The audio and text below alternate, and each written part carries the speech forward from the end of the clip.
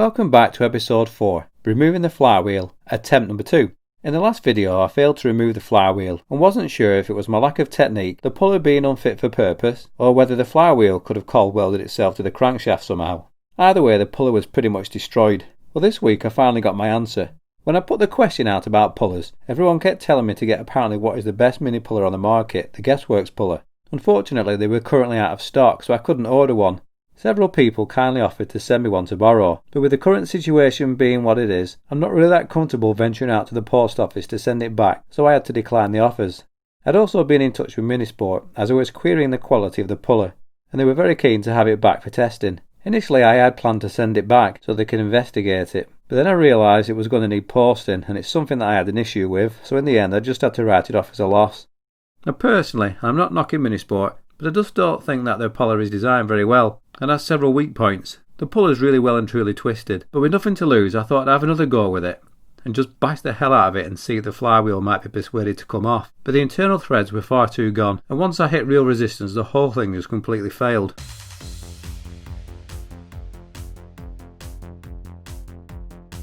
I wasn't for giving up though, so I had an idea to make my own and change the design to make something stronger. First I needed to make a wooden prototype, so after taking a few measurements I set out to make it.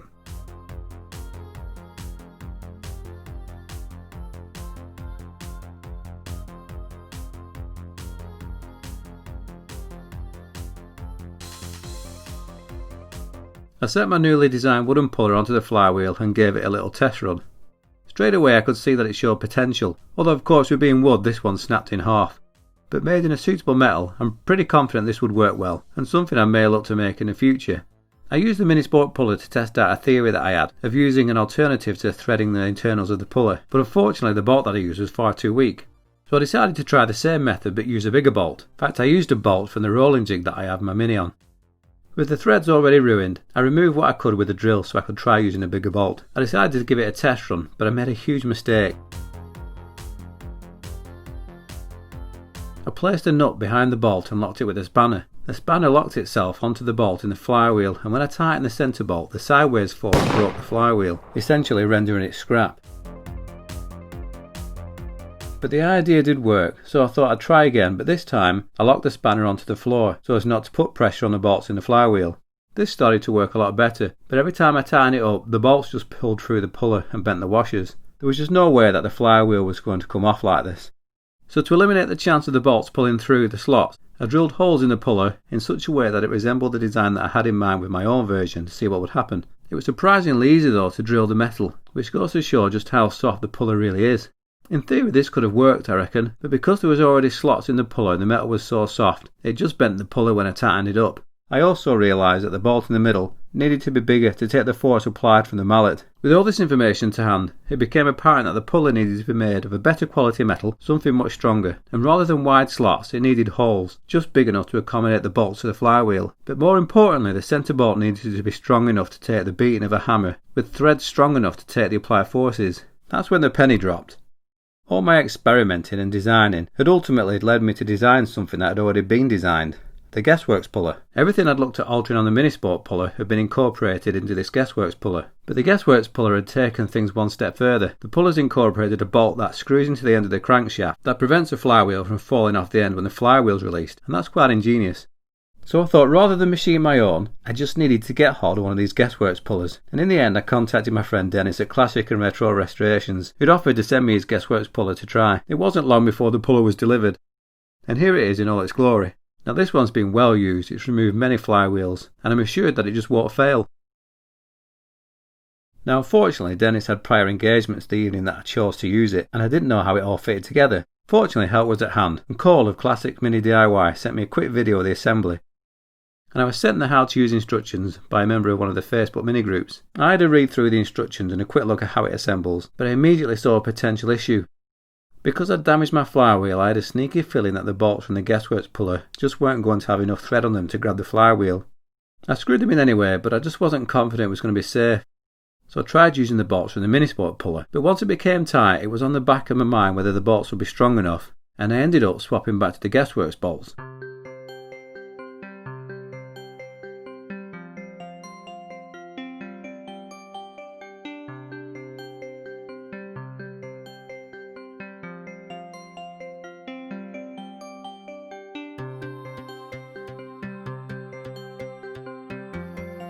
Now, after a while of tightening up the main bolt, I thought the flywheel had released. Unfortunately, it turned out my concerns about the lack of thread grab was justified. As I'd tightened everything up, more of the flywheel threads had broken, so using the guesswork bolts were no longer an option. And because I'd even less thread on the flywheel, I was left with no choice but to use the mini sport bolts, but without washers, just so I could get more of a grab. I knew though that if this fails, I risked damaging the flywheel to a point that it would be impossible to use a puller, and I'd have to grind off the flywheel and potentially damage the crankshaft as well.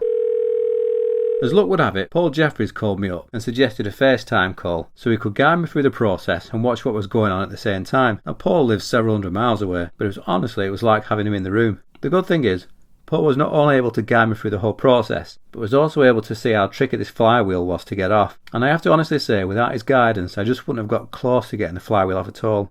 On the forums I got a lot of guidance, but it doesn't always make sense until you understand why to do the things suggested. I had no clue why hitting it with a mallet was helping. I was just doing it because all the books on the forums said to do it. But having Paul explain the process and be able to see what was happening made the difference in the flywheel being removed and not. So whilst you can't actually hear Paul in the background, he's explaining that I need to tighten up the centre bolt until it won't turn anymore. Then I have to whack the centre bolt with a mallet, shocking the flywheel, which hopefully slowly starts to remove it from the tapered end of the crankshaft.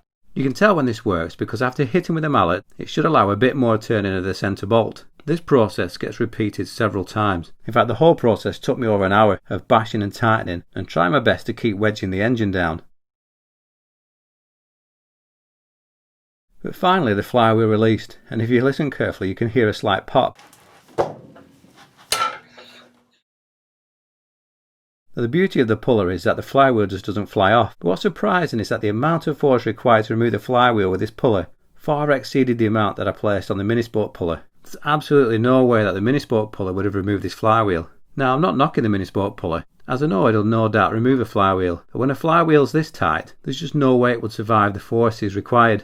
With minimal force, the minisport flywheel is warped and the bolts imprinted into the metal. The Guessworks puller, on the other hand, despite the amount of force I applied to it, looks exactly the same now as it did before I used it. It remained flat and true, and even without using washers on the bolts, there's no indentation on the metal whatsoever. Now, I made the mistake of trying to save a few pounds, when in reality this is one of those occasions where buy cheap, buy twice applies. The Guessworks puller really is a serious piece of kit, and all the hype about them being the best seems to be true. Getting this flywheel off was hard. It took me, as an amateur, literally hours. By the end of it, I was actually out of breath.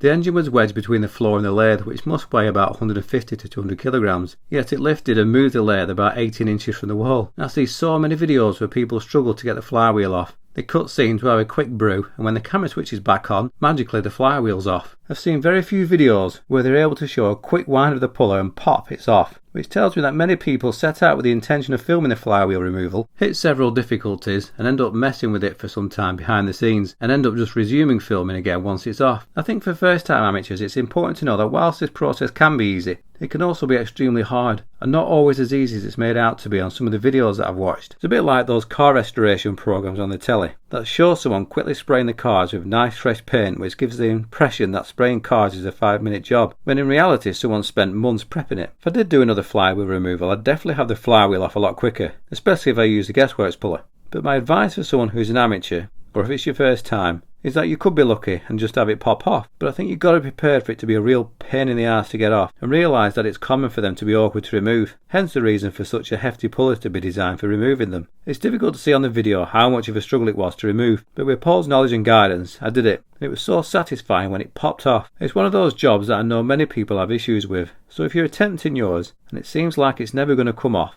with a decent puller, the right technique, a lot of patience and the right guidance, it's very much in reach of the amateur enthusiast, like myself. So I just want to say a big thanks to Dennis once again for the loan of the puller. Quick shout out to Cole for his help in setting it up. A shout out to all those offering advice from the mini groups, as all that information that you offered now seems to make sense. But I want to say a massive thanks to Paul Jeffries for spending hours on FaceTime with me and having to put up with my guided tour of my workshop afterwards. I think the excitement got the better of me.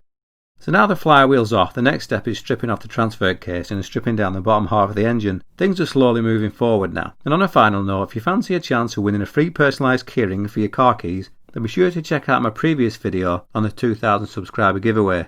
And hopefully there's now a link popping up at the top of the screen. It's open to everyone, and I'll announce the winner or all winners in due course.